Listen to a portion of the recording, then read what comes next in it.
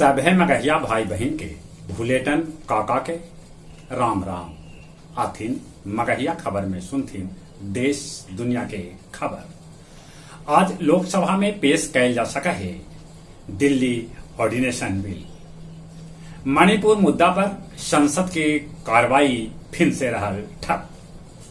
लालू परिवार के खिलाफ ईडी करोड़ों की संपत्ति कैलक अटैच। बाबा धाम में सोमवारी के दिन 5 किलोमीटर लम्हर भक्त सभा के लाइन लग गए। बोल बम के नारा से गुंजल पूरा मंदिर। चलती ट्रेन में आरपीएफ चेतन सिंह अपन अफसर मीना समेत 3 गो मुसलमान यात्री के गोली मार के हत्या कर दिला।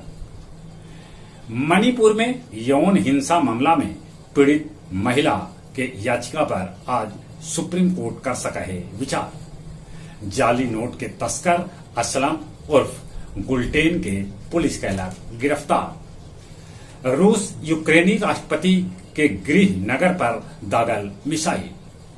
चीन के कैकन इलाका में लोग बाढ़ से त्रस्त। पाकिस्तान में हुए आत्मघाती विस्फोट में मरे वाला की संख्या 46 तक पहुंच गई। इकहारदार बन सका है पाकिस्तान के कार्यवाहक प्रधानमंत्री। श्रीलंका में आर्थिक मंदी के चलते पर्यटक बोध गया न आ रहलन है। गया जिला हिंदी साहित्य सम्मेलन के संयुक्त मंत्री और टोला टाटी के उप संपादक डॉक्टर राकेश कुमार सिन्हा के भेटायल पंडित मोहनलाल महतो वियोगी पुरस्कार। गया में जगह जगह मनावल गए मुंशी प्रेमचंद के जयंती। इलेक्ट्रॉनिक्स डिवाइस से लैस 5 गो सूटकेस के साथे शेरघाटी से 172 गो मोबाइल फोन पुलिस पकड़ा। और अब कुछ खेल के समाचार। एसएच के 5वां टेस्ट जीत के इंग्लैंड कैलक ऑस्ट्रेलिया के बराबरी। जसप्रीत बुमराह 1 बछर बाद टीम में लौटलन। निर्णायक वनडे आज भारत और वेस्टइंडीज के बीच खेलल जाए। फीफा महिला कप में बारबारा दागलन 1000वां गोल।